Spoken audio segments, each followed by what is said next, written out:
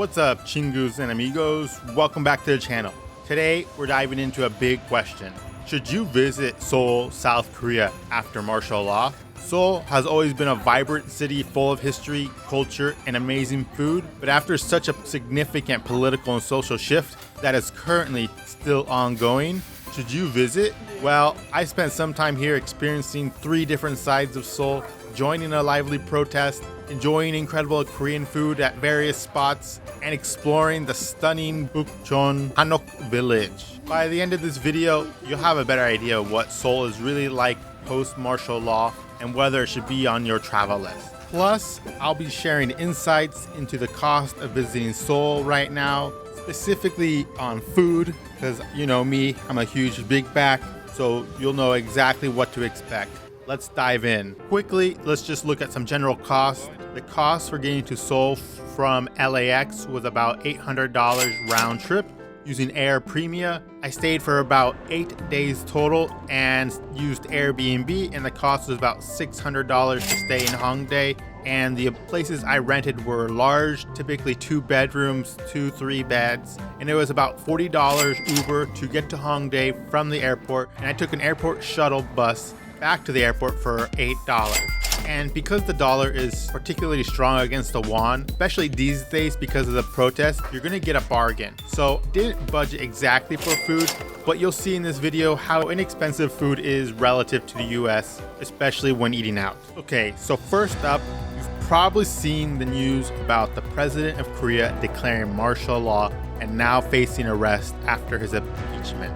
Because of this, huge crowds have been gathering near the National Assembly. So if you visit now, you'll see a historical moment in Korean history and be a part of it. These impeachment protests feel a lot like a K-pop concert, so they'll have great music if you attend. You'll also hear a lot of political speeches in between, and I'm sure you'll pick up new Korean words like "tenekara." Just make sure to dress appropriately for the weather because it gets really cold out there. Now, despite the size of the protests, they're quite safe. I saw families with children, students, and even elderly folks coming out to take part. That said, if you're not comfortable with tight crowds, it's best to avoid the protest areas.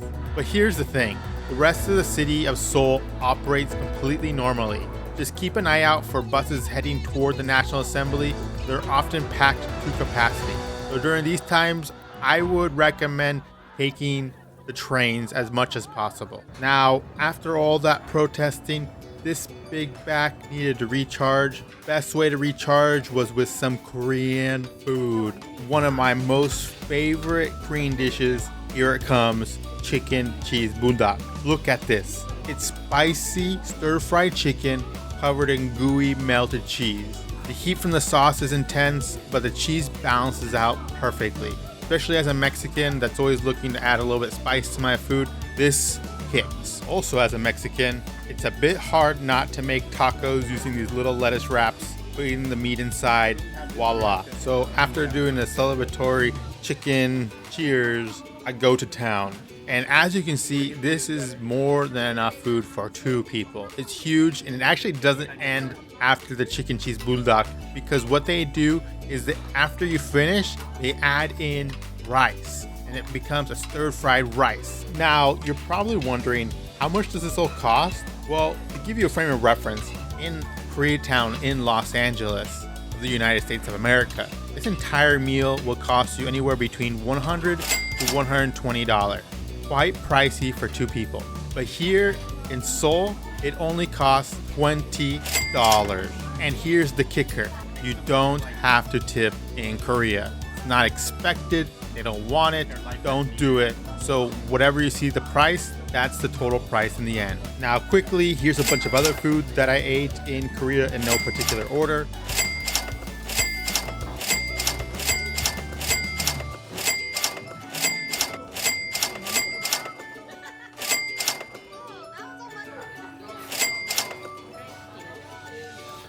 After fulfilling my big back needs, I headed to Bukchon Hanok village, one of the most picturesque spots in Seoul.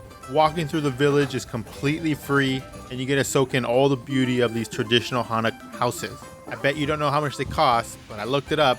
and it costs about $1 million USD to buy one of these homes. So if you could scrounge up enough cash, you would have this wonderful view of Seoul in the background, surrounded by all these Hanok traditional homes.